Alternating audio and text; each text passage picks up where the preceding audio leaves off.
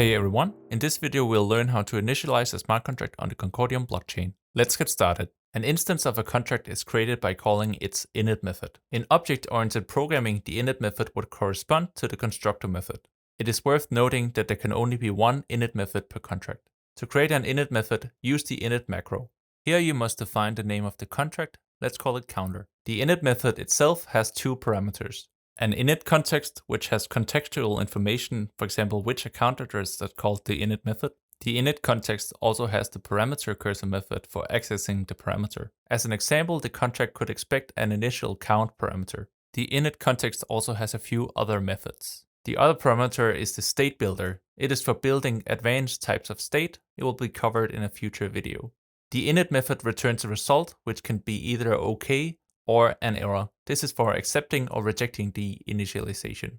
As a contrived example, we can reject if the initial count isn't 0. When it is 0, we'll continue and construct a state, which is a simple struct with one field, count, and then we return it with OK. The returned state is the initial state of the contract. The init macro ensures that the returned state is serialized and saved, which is why the state must be serializable. And that is how you create a basic init method for initializing your contract.